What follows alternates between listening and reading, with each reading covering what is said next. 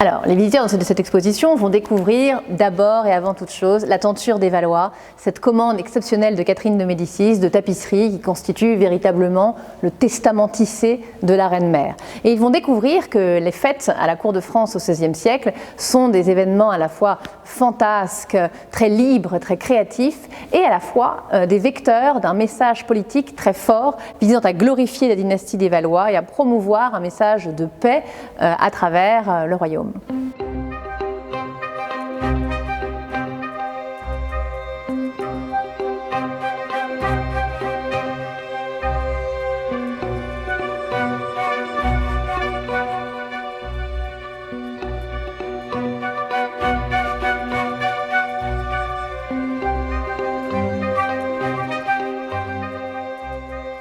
Alors, ce projet est né il y a presque 6 ans maintenant. L'art de la fête à la cour des Valois, c'était l'idée de refaire une grande exposition sur la Renaissance au château de Fontainebleau. La dernière avait eu lieu en 2013. Elle a été consacrée à Rosso Fiorentino. Ça montrait à quel point la Galerie François Ier était une œuvre d'art totale. Et aujourd'hui, c'est à un autre monument d'œuvre d'art totale que l'on s'attaque, la fête.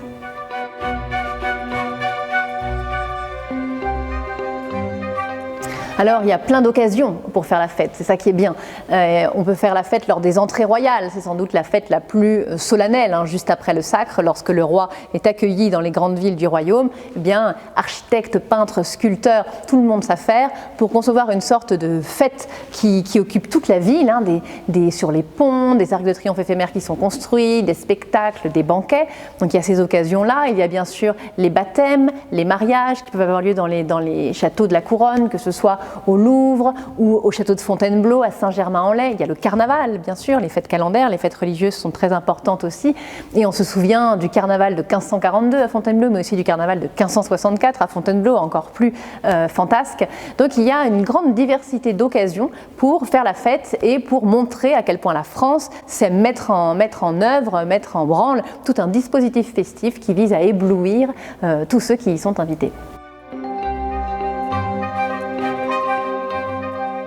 L'exposition commence avec les entrées royales, passe sous un arc de triomphe et on essaye en fait de reconstituer cette fête publique solennelle qui était l'entrée royale qui avait lieu juste après le sacre du roi de France. 2 éléments marquants pour les entrées royales de la Renaissance, le char de triomphe et l'arc de triomphe.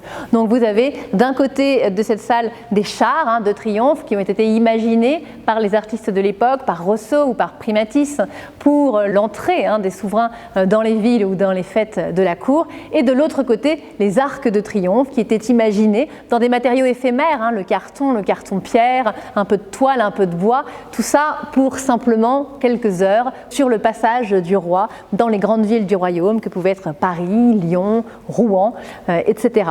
Donc vous avez dans ces vitrines à la fois la théorie de l'arc avec les grands traités d'architecture de Philibert Delorme, de Sebastiano Serlio, d'Androuet du Cerceau, et de l'autre côté la réalisation avec des arcs de triomphe imaginés pour les entrées, notamment cet arc spectaculaire en forme de hache qui accueillait Henri II à Paris en 1549. Et puis qui dit fête dit bien sûr cadeau. Et vous avez sur ce mur un dessin spectaculaire qui est prêté par les Beaux-Arts de Paris et qui est le dessin préparatoire au cadeau offert par la ville de Paris en 1549 à Henri II. Alors il s'agit d'un vaisseau d'or qui faisait à peu près 62 cm de haut. Alors le vaisseau d'or en lui-même a été perdu, il a été fondu, comme bien souvent des objets d'orfèvrerie, et on voit à la partie supérieure de ce vaisseau d'or 3 figures masculines qui sont Louis XII et François Ier, qui indiquent à une troisième, Henri II, un petit panneau qui est accroché aux branches d'un palmier, symbole de régénération et de fertilité. Et sur ce petit panneau, il est écrit Magnum Magna Docent, les grandes choses conviennent aux grands. C'est donc un message donné finalement par ses prédécesseurs, Louis XII et François Ier, à Henri II, à qui c'est maintenant le tour d'être un grand roi. Et ce dessin, qui a été réalisé par Jean Cousin, il porte aussi la marque de ce vocabulaire esthétique de l'école de Fontainebleau qui a maintenant gagné tous les arts depuis la Galerie François Ier. On voit à la partie inférieure les cuirs découpés, enroulés, les mufles de lion, les petits potelets qui tiennent les flambeaux, bref, ce foisonnement ornemental qui vient d'ici, qui vient du château de Fontainebleau et qui gagne dans ces années 40 tous les arts décoratifs.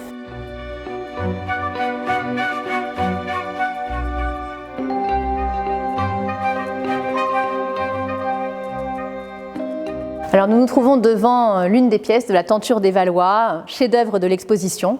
Alors, qu'est-ce que c'est que la tenture des Valois? C'est un ensemble de tapisseries commandées par Catherine de Médicis à l'époque du règne de son fils Henri III et qui représentent finalement les grandes fêtes de la cour. Alors souvenons-nous que notre Charles Quint avait la tenture des chasses dites de Maximilien, que François Ier a eu la tenture de Scipion, que Louis XIV aura la tenture d'Alexandre. Catherine de Médicis, elle fait tisser la fête. C'est bien là une preuve que la fête fait vraiment partie du gouvernement, de la politique et de la postérité des souverains valois. Alors la pièce que vous voyez juste derrière moi, elle représente un lieu qui vous est familier puisqu'il s'agit bel et bien du château de Fontainebleau dont on distingue les volumes au fond de la tapisserie avec l'étang aux carpes qui se trouve juste devant et Henri III et Louise de Lorraine qui nous invitent à entrer dans l'image. Cette tapisserie, elle évoque le carnaval donné en 1564 au château de Fontainebleau, les fêtes qui sont organisées par divers membres de la cour dans toute l'étendue du domaine, qu'il s'agisse de la salle de bal, mais aussi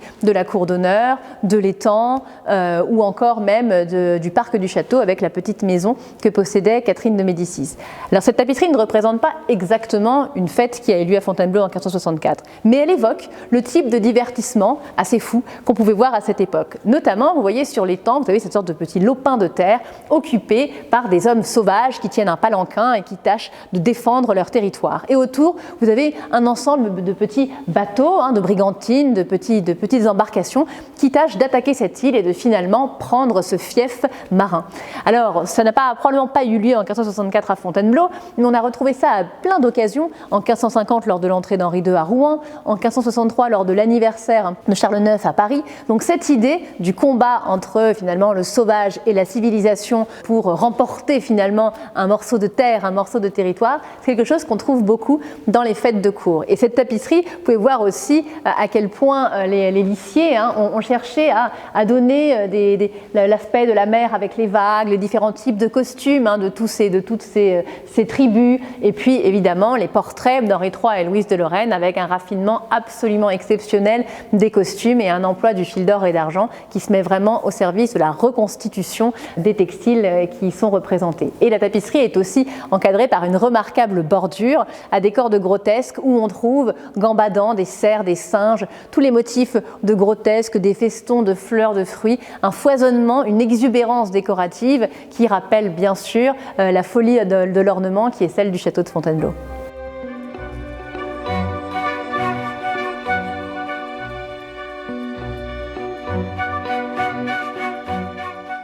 Alors nous sommes en 1565. Catherine de Médicis a commencé son tour de France avec son fils Charles IX à travers les provinces du royaume. Et ce tour de France s'arrête à Bayonne, près de la frontière espagnole, où elle doit normalement rencontrer son gendre, Philippe II d'Espagne, et sa fille Élisabeth, qu'il avait épousée en 1559. Elle en profite donc pour organiser une fête absolument somptueuse qui s'étend sur plusieurs jours sur les rives de l'Adour, la rivière qui coule à Bayonne. Alors bien sûr, il y a l'idée de retrouver sa fille, ce sont des retrouvailles familiales, on sait à quel point Catherine de Médicis était proche de ses enfants, mais il y a aussi un objectif politique. Philippe II est assez tendu sur la question protestante, il est pour une application très rigoriste des décrets du Concile de Trente. Catherine de Médicis, elle, en 1565, a bien conscience que la question de la réforme est très puissante dans le royaume de France, qu'un bon nombre de membres de la noblesse se sont convertis au protestantisme et qu'appliquer de manière très rigide les décrets du Concile de Trente est impossible ou en tout cas extrêmement nuisible à l'harmonie et à l'ordre du royaume. Ainsi, elle va organiser un ensemble de fêtes qui vont d'une certaine manière, par la poésie et par la danse, tâcher de convaincre Philippe II d'Espagne que l'harmonie c'est quand même plus agréable que la guerre et qu'il faut réunir les peuples plutôt que de les diviser. Et c'est avec un luxe de détails absolument formidable que l'histoire de ces fêtes se retrouve en laine et en soie sur cette pièce de la tenture des Valois représentant les fêtes à Bayonne. Alors, il y a des preuves pour ça, parce qu'il y a un recueil des choses notables faites à Bayonne qui retrace très précisément, dans l'ordre dans lequel les événements se sont tenus, tous les artifices, tous les moments forts de ces fêtes que l'on voit représentés ici. Alors les dessins préparatoires de ces tapisseries, ils ont été livrés par Antoine Caron, un artiste familier des Valois. Il a travaillé au château de Fontainebleau, il a travaillé au château d'Annet chez Diane de Poitiers, il connaît les membres de la cour des Valois et c'est lui qui va livrer les dessins préparatoires pour les tapisseries, mais uniquement les dessins préparatoires des fêtes, donc de ce qu'on voit finalement en fond de scène, pas les portraits des personnages. Et donc, Antoine Caron s'est très probablement servi de ce recueil des choses notables faites à Bayonne. Alors, approchons-nous et que nous raconte ce recueil et qu'est-ce que nous montre cette tapisserie? Eh bien, il y a d'abord l'évocation d'un palais flottant sur lequel est installée Catherine de Médicis et sa cour et qui est une sorte de salle de spectacle sur l'eau qui vogue sur les rives de l'Adour et qui permet de suivre tous les combats formidables qui se passent sur la rivière. Et on le voit, ce palais flottant ici avec Catherine de Médicis en veuve, représentée de dos, assise, assistant au spectacle. Le grand moment fort de cette fête, c'est l'arrivée d'une baleine mécanique que l'on voit ici. Alors, vous allez me dire que ça ne ressemble pas exactement à une baleine telle qu'on en voit aujourd'hui, mais les gravures du XVIe siècle identifient les baleines comme ça, comme une sorte de grand poisson-chat avec des jets d'eau qui sortent des évents. Donc c'est une baleine mécanique. Le goût pour les machines est très important à la Renaissance. Souvenons-nous du lion qui avait été conçu pour l'entrée de François Ier à Milan et qui, sur le passage du roi, le poitrail du lion s'ouvrait et laissait sortir des confettis, une sorte de confettis en forme de fleurs de lys. Donc le goût pour concevoir des machines et étonner était très fort à la cour de France. Donc cette baleine mécanique, on la voit, elle est attaquée par un bon nombre d'embarcations avec certains qui sont costumés à l'oriental, d'autres à l'antique et qui tentent de mettre à mort cet animal marin maléfique. Et on le voit, les flots sont agités, il y a des vagues, le spectacle bat son plein, c'est le moment où la baleine finalement vit ses derniers instants. Comme tout se finit toujours bien, la baleine est donc tuée pour le grand plaisir de Catherine de Médicis et de sa cour.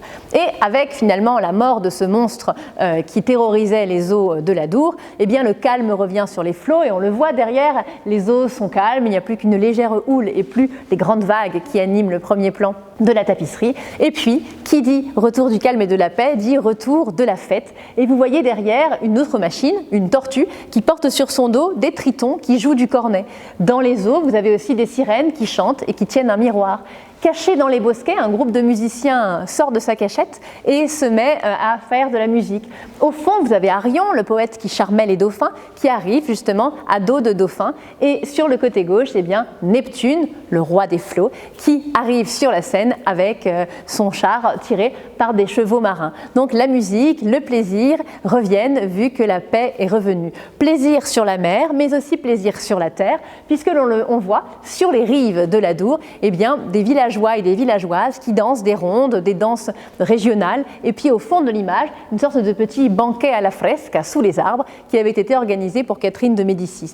Donc la tapisserie, avec un luxe de détails, rend compte de ces différents événements festifs qui sont organisés lors de cette journée à Bayonne. Alors rappelons-nous aussi que cette scène de la baleine mécanique a eu lieu de nuit, donc il faut imaginer aussi les lumières artificielles qui avaient été créées pour faire de ce spectacle vraiment quelque chose de très spectaculaire. Alors, est-ce que cela a impressionné Philippe II d'Espagne? Eh bien non, pour une raison toute simple, c'est qu'il n'est pas venu. Effectivement, au dernier moment, il annule sa venue et se fait, comme on dit pour un ministre aujourd'hui, représenter par le duc d'Albe. Néanmoins, tout cela n'a pas eu beaucoup d'effet puisque, à l'issue de ces fêtes, Catherine de Médicis, dans une lettre, se réjouit d'avoir vu, dit-elle, danser à Bayonne papiste et réformés. Donc on se dit, c'est la fête, tout le monde danse ensemble, la réconciliation est de mise dans le royaume. Mais évidemment, dès que la musique s'arrête, eh bien, les ennuis reprennent. Et par ailleurs, elle écrit à sa fille, Élisabeth, une lettre à l'issue des fêtes de Bayonne où elle lui dit « Ma fille, vous êtes devenue bien espagnole » et je pense que dans la bouche de Catherine de Médicis, ce n'était pas tout à fait un compliment.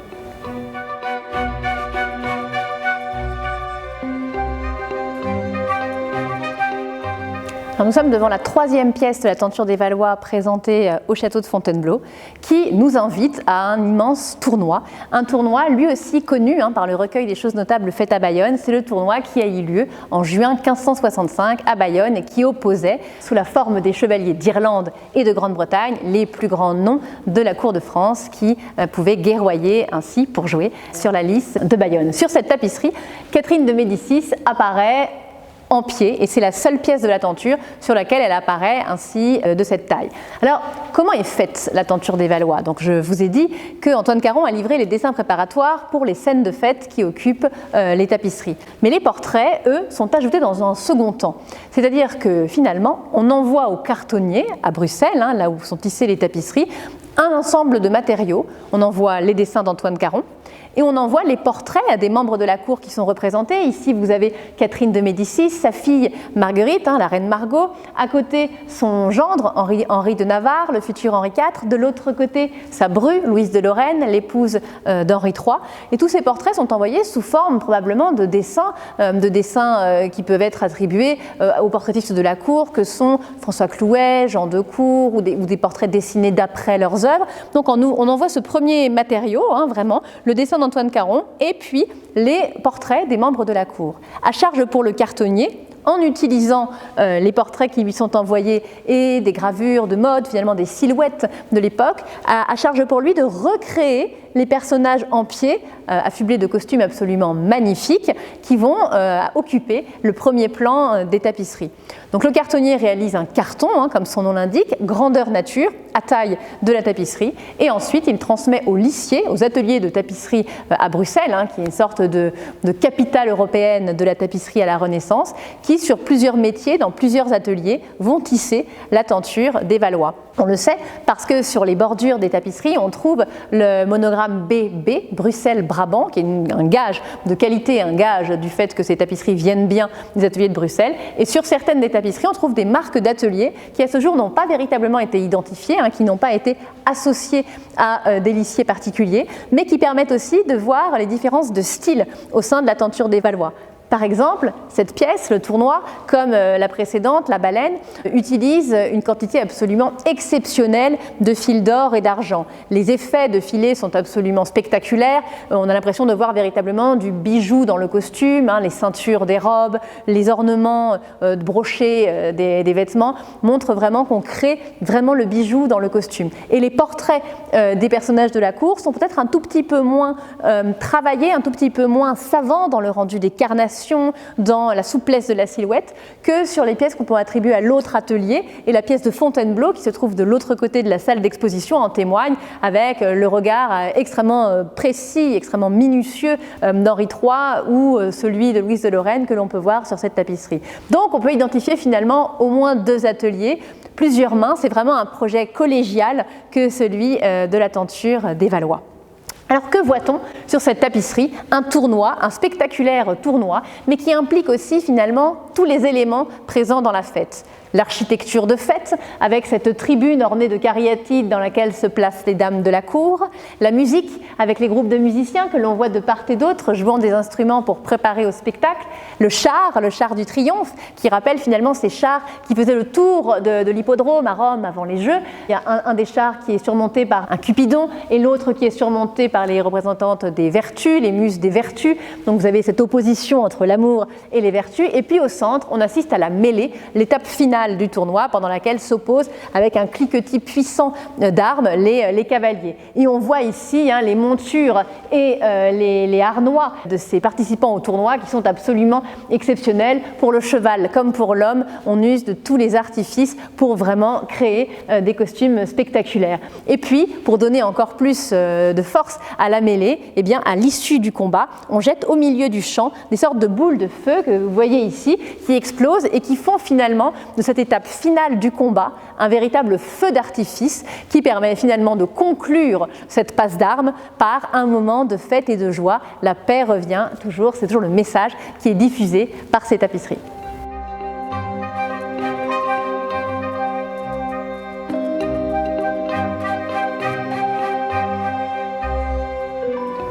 Alors il y a ces vers de Pierre de Ronsard. Quand verrons-nous partout Fontainebleau, de chambre en chambre aller les mascarades? Quand ouïrons-nous au matin les aubades de divers luttes mariées à la voix? Ces vers de Ronsard, ils nous rappellent, si toutefois quelqu'un l'avait oublié, que Fontainebleau à la Renaissance était véritablement un palais de fêtes. Tout le domaine pouvait accueillir des fêtes.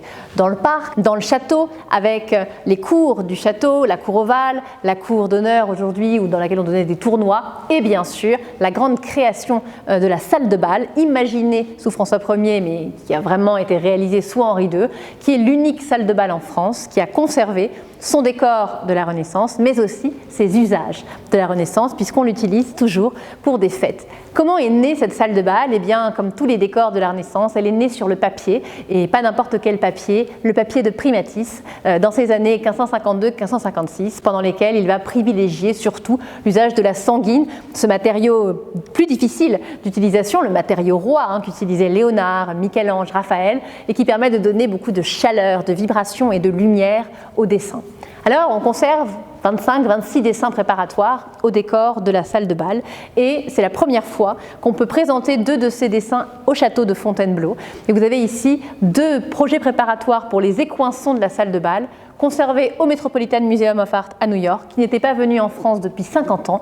Ils étaient venus ici en 1972 en France, à Paris, au Grand Palais, pour la grande exposition L'école de Fontainebleau, qui avait vraiment fait entrer finalement Fontainebleau dans la grande histoire de l'art, avec les mots superbes d'André Chastel dans la préface du catalogue, qui disait que Fontainebleau donnait un visage à l'art du XVIe siècle en France. Alors, ces 2 dessins, conservés à New York, eh bien, présentent l'un Vulcain forgeant les armes de l'amour et l'autre les noces de Thétis et Pelée. Alors, sur le dessin de Vulcain, ce sont des dessins, comme vous voyez, qui sont très denses, eh bien, vous avez finalement toutes les tendances de la Renaissance italienne qui sont convoquées. On retrouve Michel-Ange, bien sûr, le modèle vers lequel les yeux de Primatis sont toujours rivés à Fontainebleau dans la puissance musculeuse de Vulcain, l'antique avec une citation de l'Apollon du Belvédère que l'on voit ici, mais également l'Émilie-Romagne, le frémissement, la grâce de Parme et de l'Émilie-Romagne avec ces petits poutis que l'on voit au bas de l'image. Alors, que représente ce dessin? Eh bien, le dieu de la forge, Vulcain, qui est en train de réaliser une flèche pour le carquois de l'amour, qui est assis ici et qui nous regarde. Et en dessous, eh bien, vous avez une sorte de ronde de poutis affairés en dessous de la forge. L'un des poutis porte la flèche sur la meule pour l'affûter. Un autre poutot verse de l'huile sur la meule pour la lubrifier.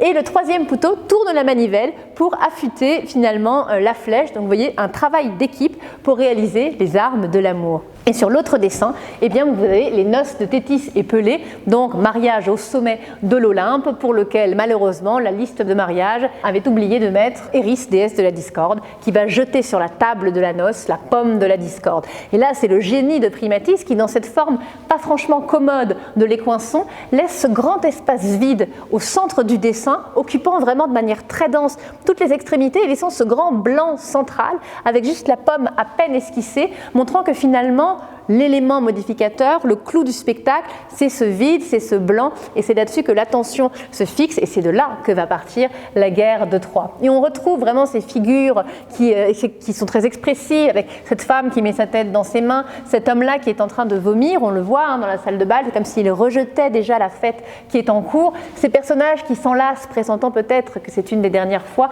puisque la guerre de Troie va commencer. Donc ces dessins qui sont vraiment d'une virtuosité qui est celle d'un Primatis arrivé au sommet de sa carrière, dans les années 1552-1556, ça fait 20 ans qu'il est à la cour de France. Quand il arrive, il est encore très influencé par Giulio Romano, par Rosso Fiorentino, et là vraiment au bout de 20 ans, il a vraiment acquis une forme de force expressive et des moyens qui sont bien les siens, et il est ici véritablement au sommet de son art.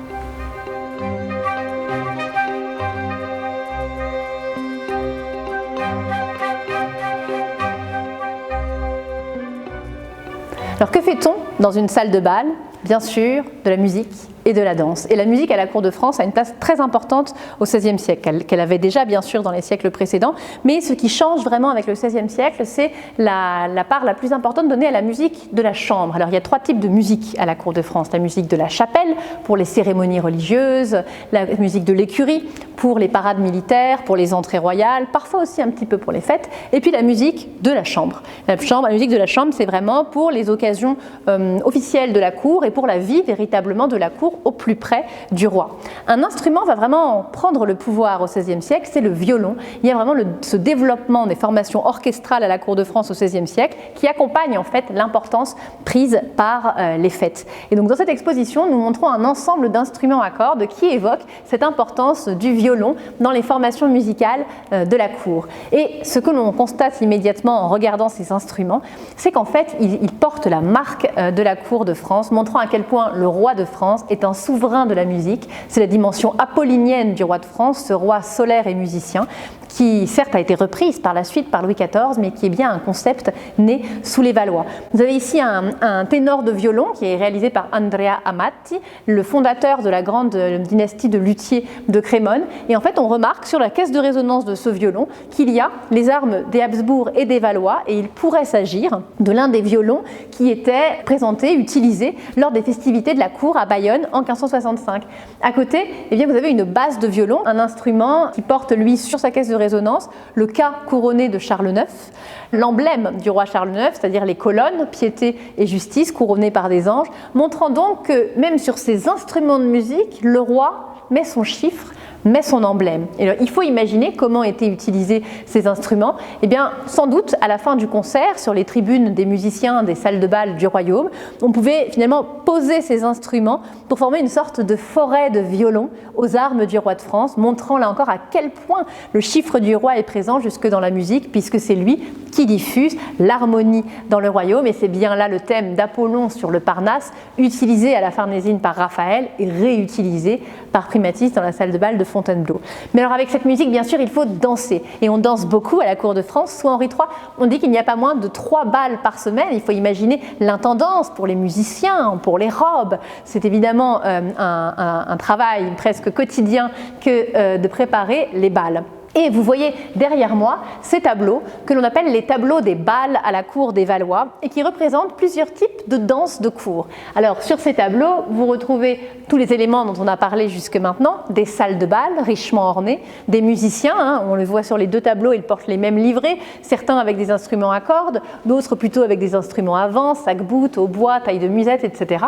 Et puis nos amis que l'on voyait sur la tenture des Valois, Catherine de Médicis, Henri III, Louise de Lorraine, Christine de Lorraine, tous finalement les membres de la cour qui sont là et qui participent finalement à la danse. Alors on voit 2 types de danse sur ces tableaux. La première, une danse lente qui se danse à 3 temps, la pavane, qui est une danse de présentation. En fait, on se présente par couple et on fait grosso modo un petit pas en avant, un petit pas en arrière. On se présente avec beaucoup de majesté, de dignité, puis les couples ainsi défilent les uns après les autres. Et puis à côté, vous avez le branle, qui est une danse aussi bien de cour que de village. Vous avez le branle du Poitou, le branle de Provence, sont une danse plus rythmique qui se danse souvent en ronde, avec différents couples qui se tiennent par la main et forment une ronde et balancent une jambe. C'est une danse à 2 temps, beaucoup plus agitée que la première et qui pouvait se danser à différentes occasions. On trouve aussi la volte, la gaillarde, qui sont des danses parfois plus sautillantes, qui impliquent vraiment de soulever sa partenaire, de faire des sauts, de réaliser aussi des formes géométriques sur le sol.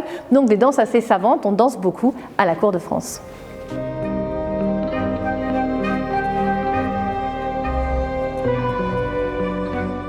Alors après le dîner, il y avait dans les fêtes de la cour de France des mascarades. La mascarade vient de l'italien maschera, qui veut dire masque. Et en fait, c'était une sorte de défilé qui s'inspirait des festivités carnavalesques et qui permettait donc davantage de liberté dans la création des costumes. Alors concrètement, après le dîner, les membres de la cour venaient affublés de costumes les plus exubérants les uns que les autres. François Ier en crevette, en arbre, en ours, en loup.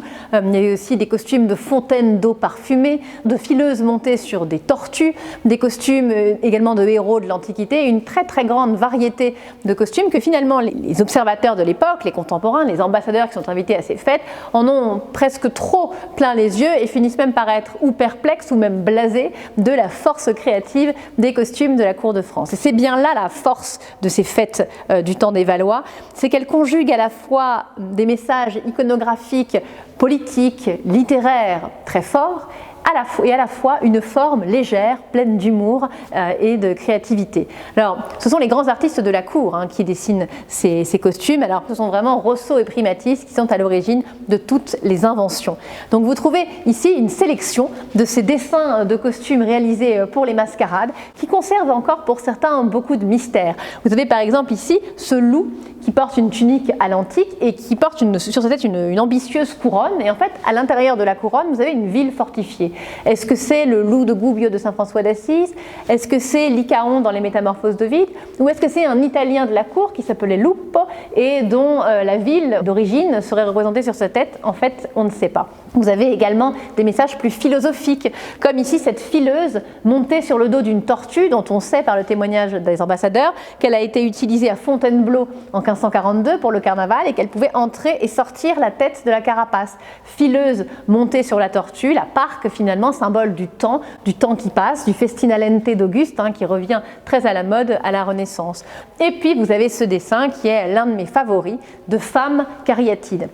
Alors pour ce dessin, finalement, Primatis et les membres de son atelier jouent avec le concept même de cariatide d'après le texte de Vitruve.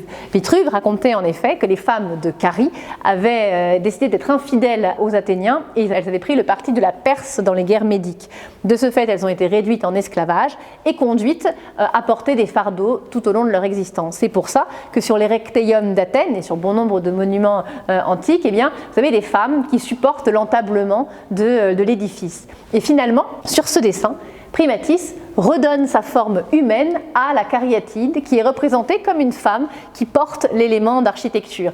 Et quand on connaît les décors de Fontainebleau, la place du corps humain soutenant l'architecture dans la galerie François Ier ou dans la chambre de la Duchesse d'Étampes, on voit bien que cette fusion finalement du corps et de l'édifice est entière jusque dans le dessin de costume. On trouve aussi des masques qui s'inspirent des créations très fantasques de Rosso ou encore même des costumes qui pouvaient être imaginés comme des processions. Plusieurs personnages de la cour pouvaient arriver costumés de la même manière. C'est le cas d'ailleurs pour le costume de Crevette. Il était porté en même temps par François Ier et par le cardinal de Lorraine. Donc c'est vraiment un festival de crevettes qui arrive au carnaval et vous avez ici des personnages déguisés en faune, en Sylvain, la divinité de la forêt, et en Pan, ou ici 3 personnages qui tiennent des coupes, sans doute pour distribuer quelques friandises ou alors un petit cartel aux invités, qui portent des costumes qui font partie du même ensemble et qui donc participent à ce grand défilé qu'est la mascarade à la cour de France.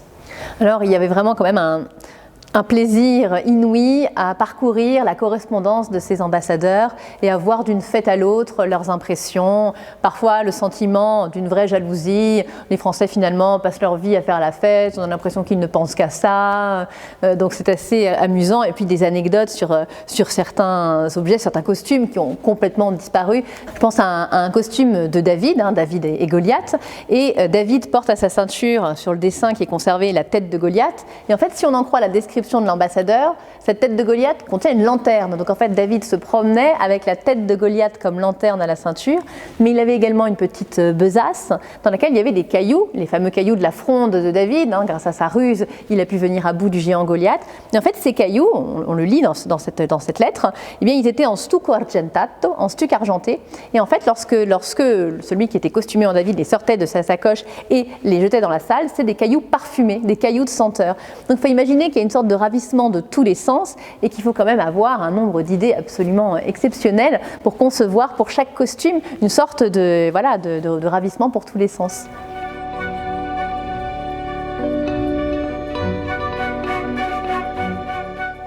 Alors à la Renaissance, la fête peut aussi être une guerre et la guerre être une fête. Alors bien sûr, la France du règne de Catherine de Médicis et de ses fils est une France troublée par les guerres de religion. La guerre n'est plus seulement en dehors des frontières du royaume, avec les guerres d'Italie ou les guerres avec Henri VIII ou avec Charles Quint. Elle est aussi une guerre intestine, une guerre civile, avec le danger de plus en plus pressant des guerres de religion, puisque même au sein de la noblesse, partisans de la réforme et partisans d'un catholicisme fort s'opposent déjà. Et Catherine de Médicis en est bien consciente, puisque parmi les plus hautes sphères de l'État, il y a cette division. Alors finalement, cette guerre qui est aux portes de la ville et aux portes de toutes les villes du pays, Catherine de Médicis va tenter de la transformer avec la manière dont évoluent les tournois sous son règne. On a beaucoup dit qu'à partir de 1559, lorsque le pauvre Henri II est mort d'un malheureux coup de lance dans l'œil lors d'un tournoi, lors d'une fête, lors des noces de sa fille Élisabeth avec Philippe d'Espagne, on a beaucoup dit que Catherine de Médicis avait supprimé ou fait interdire les tournois, ou qu'en tout cas il s'était réduit. C'est faux, au contraire, les tournois sont restés depuis le XIIe siècle un des divertissements favoris des princes français, mais ils ont évolué. C'est-à-dire que jusque-là, les tournois opposaient tel chevalier à tel autre, opposant leur bravoure, leur force, leur agilité.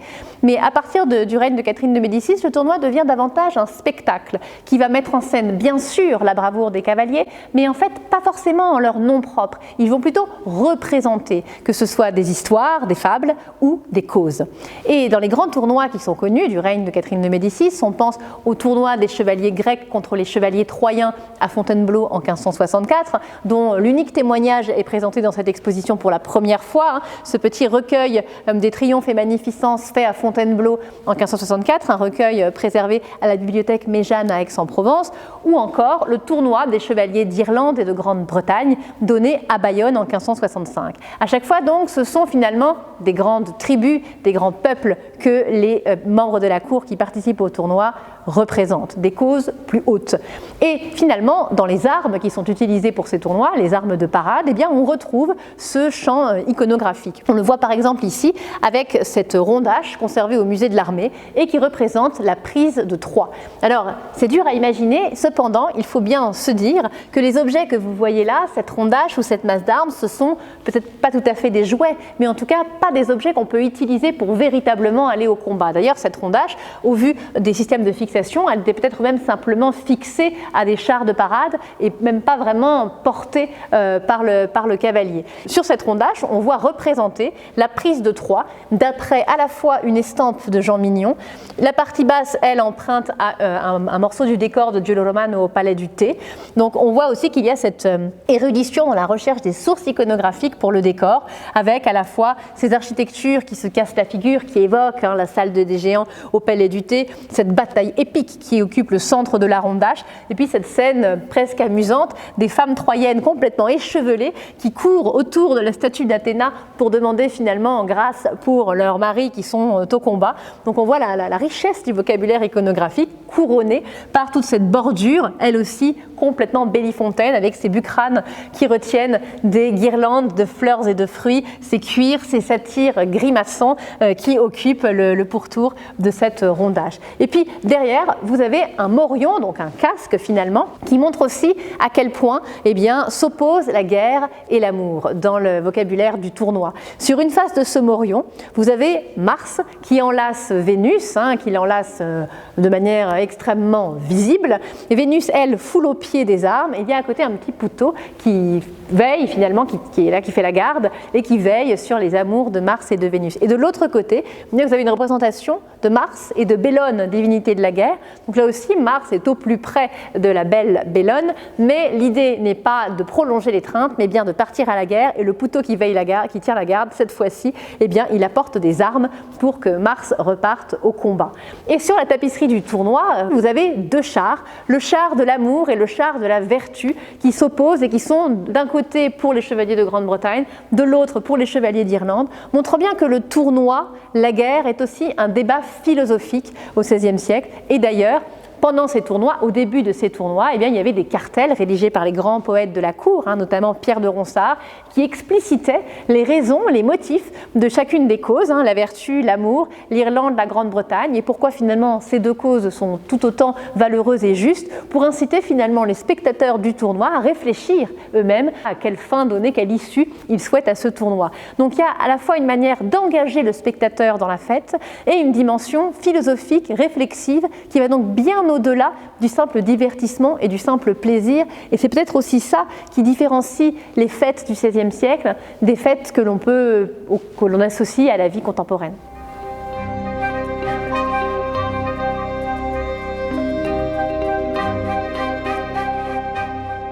Catherine de Médicis, sous le règne d'Henri III, connaît une sorte de défaveur. Elle est un peu écartée des affaires royales par son fils Henri III, qui, contrairement au précédent, est plus âgé et entend prendre les rênes du royaume véritablement par lui-même. Par ailleurs, le drame de la Saint-Barthélemy, là aussi, un drame qui suit une fête, les noces de Marguerite avec Henri de Navarre, génère une réputation absolument catastrophique à la reine-mère que l'on tient pour quasiment unique responsable de la furie populaire qui s'est emparée de Paris. Alors Catherine de Médicis, finalement, dans les 10 dernières années de sa vie, elle va se consacrer à ce qu'elle a su faire de mieux, tisser la toile des Valois en Europe à travers une politique matrimoniale éblouissante et la commande artistique.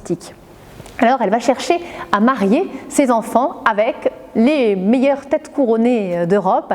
Elle fait épouser le roi d'Espagne, Philippe II, à sa fille Élisabeth. Ensuite, elle fait épouser un prince protestant, Henri de Navarre, à sa fille Marguerite. Puis Louise de Lorraine pour Henri III, mais à l'origine, pour Henri III, on imaginait la reine Élisabeth Ier d'Angleterre. On imagine rejouer le jeu d'Élisabeth Ier avec François, duc d'Alençon, mais finalement, ça ne fonctionne pas. Bref, elle essaye vraiment de mettre les Valois au centre de la scène européenne à travers ces unions matrimoniales. Et c'est ce que l'on voit à la fois sur la tenture des Valois, où ici Louise de Lorraine et Henri III nous accueillent, et sur ces portraits de Marguerite et d'Henri, qui épousent l'un une princesse catholique et l'autre un prince protestant. Et ce goût pour le portrait, pour les images des membres de sa famille, il est très fort pour Catherine de Médicis. On connaît son goût pour le portrait que l'on voit sur les tableaux des bals à la cour des Valois, sur la tenture des Valois, dans la collection prodigieuse de dessins, de portraits qu'elle a conservés et qui sont aujourd'hui présentés à Chantilly, et aussi jusque dans l'infiniment petit, dans cet objet absolument magnifique prêté par la Bibliothèque nationale de France, son livre d'heures. Donc c'est un objet dont elle hérite, qui a appartenu à François Ier, et qu'elle va faire enrichir dans les années 1572-1573 par une série de portraits sur parchemin des membres de sa famille, représentés pour la plupart en couple. Donc on retrouve François II et Marie Stuart, Henri III et Louise de Lorraine, Marguerite et Henri de Navarre. Et il y a une actualité très touchante finalement de cet album de famille sur parchemin, puisqu'on représente même Louise de Lorraine, l'épouse d'Henri III, vêtue d'une robe de grossesse. Donc c'est vraiment dans l'actualité la plus intime de la famille qu'elle porte sur elle et qu'elle garde avec elle. Et elle fait aussi représenter dans ce livre de prières les portraits de ses petits-enfants. On trouve l'infante Caterina Micaela et sa sœur qui sont les filles de Philippe II d'Espagne et Élisabeth, et représentée ici sur ce manuscrit, la page que l'on a choisie, Christine de Lorraine, la fille de Charles III de Lorraine, que l'on voit aussi sur la tenture des Valois, et de sa fille Claude de France. Et la petite Christine de Lorraine va être éduquée justement à la cour des Valois. C'est la petite fille favorite de Catherine de Médicis. Et ce livre, ce livret de famille sur parchemin, Catherine de Médicis pouvait même le porter constamment sur elle. Il est orné d'une magnifique reliure d'orfèvrerie avec des ornements orfèvrés et des émaux. Et il y a un petit crochet qui permettait en fait d'accrocher ce livre d'heures à la ceinture. Elle pouvait porter ainsi sur elle les portraits de sa progéniture comme une sorte de talisman, comme une sorte de testament qu'elle pouvait toujours avoir avec elle. Et on voit cette place du portrait depuis l'infiniment petit jusqu'à l'infiniment grand. Et alors, cette jeune femme, Christine de Lorraine, que l'on voit sur ce portrait en parchemin, elle grandit à la cour des Valois et il faut lui trouver un époux. Et après différentes possibilités, le choix s'arrête sur Ferdinand de Médicis, le grand-duc de Toscane, et le mariage a lieu à Florence au premier jour du printemps de l'année 1589. Et c'est un moment très émouvant que cette entrée finalement de Christine de Lorraine à Florence en 1589 sur un pont, le Ponte alla Carraia, le deuxième pont le plus ancien de Florence, celui sur lequel avait été sollicité d'abord Giotto et puis Amanati. Un arc de triomphe est construit et sur une des faces de cette arche, une grande toile représentant Catherine de Médicis assise au centre, entourée de tous les membres de sa famille. Les Valois, François Ier, Henri II, Marguerite de Valois, Marie Stuart, François II, tous ses fils, mais aussi les Médicis, les papes, Léon X, Clément VII, Laurent le Magnifique, le cardinal Hippolyte, tout le monde est là autour de Catherine de Médicis, qui unit ici, et c'était sans doute un rêve, à la fois sa famille de France, les Valois, et la dynastie dont elle venait, celle des Médicis. À l'occasion de cette fête, le trousseau de la jeune Christine de Lorraine est particulièrement bien garni. On y trouve l'ensemble des portraits dessinés conservés à Chantilly, des objets d'orfèvrerie absolument somptueux, comme ce bassin en cristal de roche aux armes de Catherine de Médicis et des Valois, un camée au portrait d'Henri II, un grand ensemble d'objets qui sont des bijoux à portrait, même un petit libricino d'orfèvrerie avec un portrait d'Henri II. Et on y trouve aussi la tenture des Valois, qui va à ce moment-là quitter la France pour rejoindre Florence. Ironie du sort, quelques semaines avant le mariage de Christine de Lorraine et Ferdinand de Médicis, Catherine de Médicis s'éteint à Paris en janvier 1589 et elle ne verra pas cette glorification de son rang et de son histoire qui lui est rendue à Florence. Plus triste encore, 3 mois plus tard, jour pour jour, après la célébration des noces de Christine et de Ferdinand, Henri III meurt assassiné à Saint-Cloud et c'est la fin des Valois.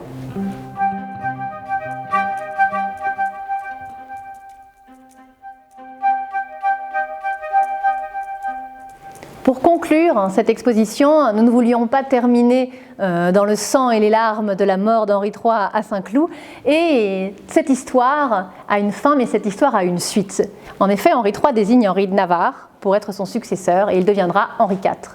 Et Henri IV, eh bien, on l'a rencontré tout au long de cette exposition. Il est dans le livre d'heures de Catherine de Médicis sur la tenture des Valois. Il a accompagné Catherine lors de son tour de France avec Charles IX en 1564-1565. Finalement, il est peut-être le premier roi Bourbon, mais c'est aussi le dernier des princes valois. Et la politique de fête d'Henri IV eh bien, s'inscrit parfaitement dans la lignée, dans les sillons de ceux laissés par Catherine de Médicis et avant elle par François Ier.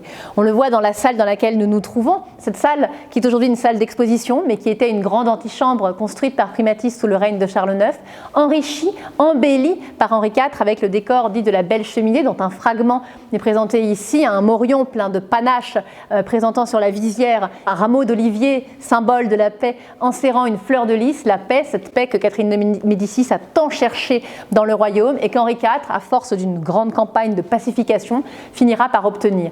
Et puis derrière moi, vous voyez une pièce de la tenture de l'histoire de la reine Artémise, un projet qui a été proposé à Catherine de Médicis au XVIe siècle par Nicolas Houel, un célèbre apothicaire, projet qui vantait les mérites d'Artémise, la veuve du roi Mosol, qui éduquait son fils Lygdamis dans l'idée de faire en sorte qu'il devienne un grand roi. Donc l'identification entre Artémise et Catherine de Médicis semblait évidemment aisée. Et si cette tenture n'est jamais tissée sous Catherine de Médicis, Henri IV, lui, qui crée des ateliers de tapisserie à Paris, décide pour la première fois de faire tisser la tenture d'Artémise. Il s'agit donc ici clairement d'un hommage à Catherine de Médicis. Et puis finalement, en quittant cette salle d'exposition, il faut se souvenir que cette pièce, qui a été donc une grande antichambre sous le règne de Charles IX, voulue par Catherine de Médicis et Charles IX, devient ensuite donc une grande salle sous le règne d'Henri IV. C'est un théâtre sous le règne de Louis XV. Il est même imaginé sous Napoléon III d'en faire une salle de bal. Et aujourd'hui, c'est une salle d'exposition. Donc ce lieu aussi a gardé l'esprit du temps, un esprit de fête, un esprit de l'éphémère. Et c'est ça aussi qui fait que les châteaux, que les musées préservent encore un peu de l'esprit des choses qui disparaissent, comme sont les fêtes.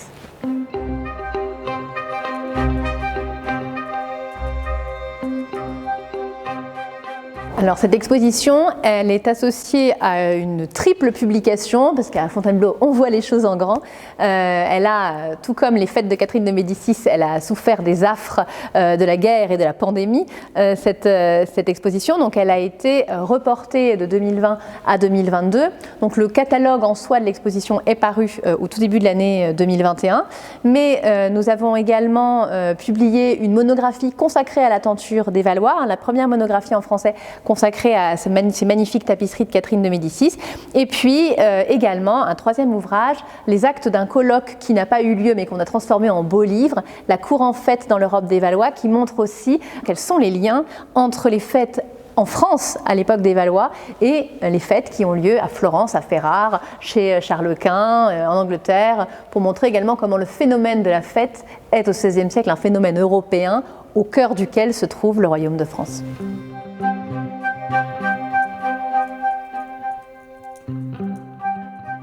Alors cette exposition, elle est ouverte depuis le 10 avril au château de Fontainebleau, elle se termine le 4 juillet. Comme les fêtes de la Renaissance, l'exposition c'est un art éphémère, il faut donc en profiter avant qu'il ne soit trop tard, jusqu'au 4 juillet.